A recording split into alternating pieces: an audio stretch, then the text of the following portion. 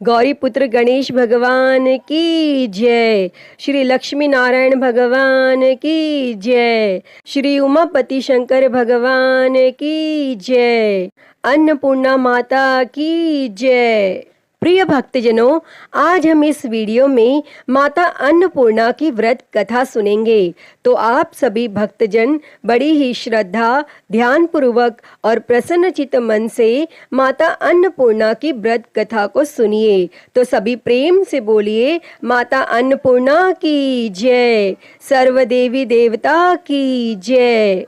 एक समय की बात है, काशी निवासी धनंजय की पत्नी का नाम सुलक्षणा था। उसे अन्य सब सुख प्राप्त थे, केवल निर्धनता ही उसके दुख का एकमात्र कारण थी। यह दुख उसे हर समय सताता रहता था।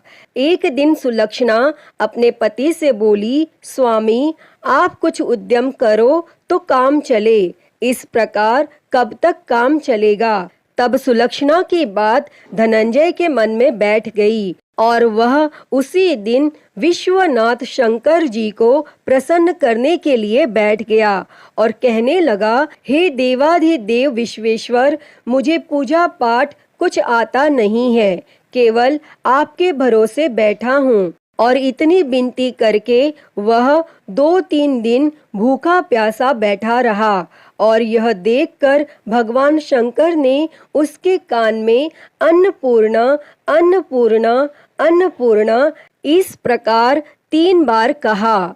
और यह कौन क्या कह गया? और इसी सोच में धनंजय पड़ गया कि मंदिर से आते ब्राह्मणों को देखकर पूछने लगा, पंडित जी, अन्नपूर्णा कौन है? तब ब्राह्मणों ने कहा, तू अन्न छोड़ बैठा है, सो तुझे अन्न की ही बात सूझती है। जा घर जाकर अन्न ग्रहण कर।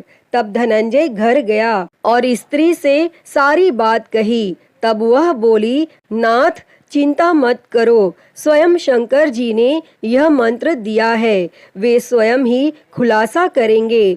आप फिर जाकर उनकी आराधना करो। तब धनंजय फिर जैसा का तैसा पूजा में बैठ गया।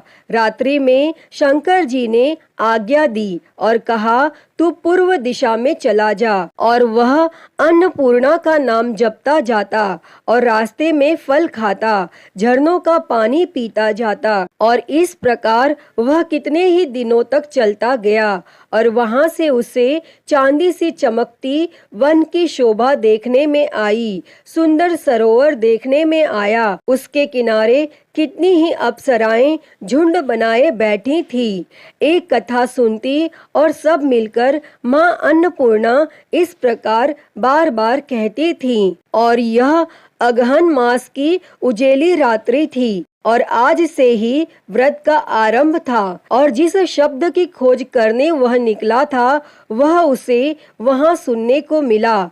तब धनंजय ने उनके पास जाकर पूछा, हे देवियों, आप यह क्या करती हो? तब उन सब ने कहा, हम सब माँ अन्नपूर्णा का व्रत करती हैं। तब धनंजय ने पूछा, व्रत पूजा करने से क्या होता है? यह किसी ने किया भी है? इसे कब किया जाए? कैसा व्रत है ये और कैसी विधि है? मुझे भी विस्तार से बतलाओ। तब वे कहने लगी, इस व्रत को सब कोई कर सकते हैं। 21 दिन तक के लिए 21 गांठ का सूत लेना चाहिए। 21 दिन यदि न बने तो एक दिन उपवास करें।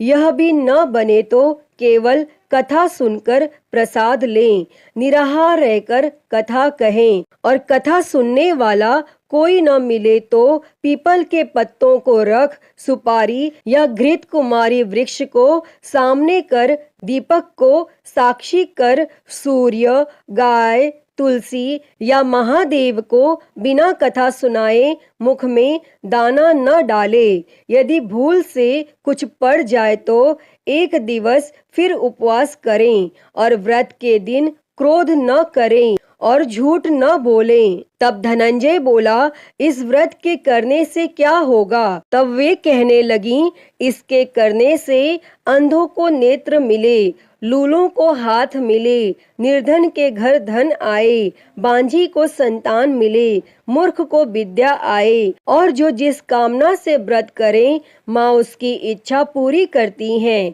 तब धनंजय कहने लगा, बहनों, मेरे पास भी धन नहीं है, विद्या नहीं है, कुछ भी तो नहीं है, मैं तो दुखिया ब्राह्मण हूँ, मुझे इस व्रत का सूत दोगी? तब वे कहने लगी, हाँ भाई, तेरा कल्याण हो, हम तुम्हें अवश्य देंगे, ले इस व्रत का मंगल सूत्र ले। तब धनंजय ने व्रत किया और व्रत पूरा हुआ। तभी सरोवर में से 21 खंड की स्वर्ण सीढ़ी हीरा मोती जड़ी हुई प्रकट हुई। तब धनंजय जय अन्नपूर्णा कहता जाता था और इस प्रकार कितनी ही सीढ़ियां उतर गया तो क्या देखता है कि करोड़ों सूर्य से प्रकाशमान माता अन्नपूर्णा का मंदिर है। उसके सामने स्वर्ण सिंहासन पर माता अन्नपूर्णा विराजमान है।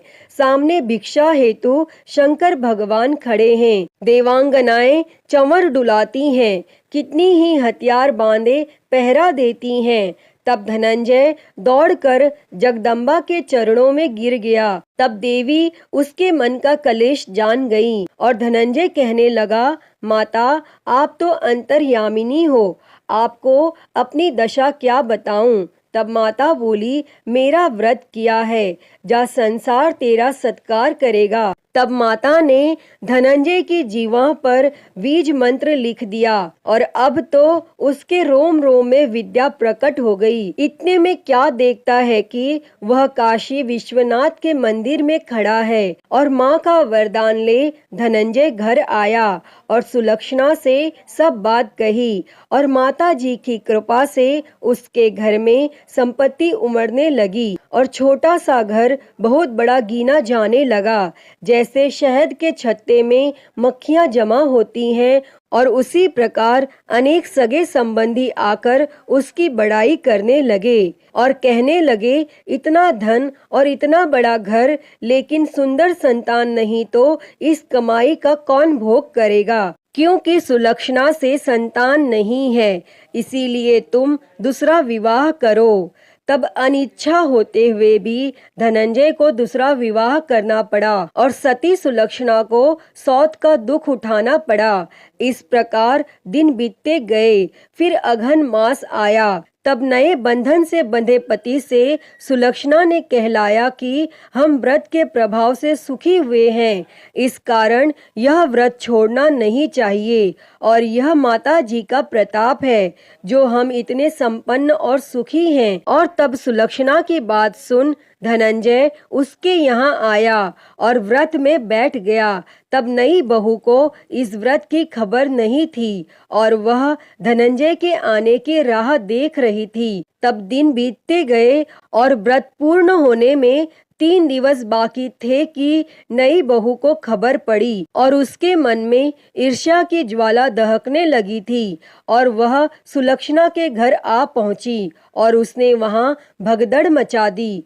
तब वह धनंजय को अपने साथ ले गई। तब नए घर में धनंजय को थोड़ी देर के लिए निद्रा ने आ दबाया और इसी समय नई बहू ने उसके व्रत का सूत तोड़कर आग में फेंक दिया। अब तो माता जी का कोप जाग गया और घर में अकस्मात आग लग गई, सब कुछ जलकर खाक हो गया। तब सुलक्षणा जान गई और पति को फिर अपने घर ले आई।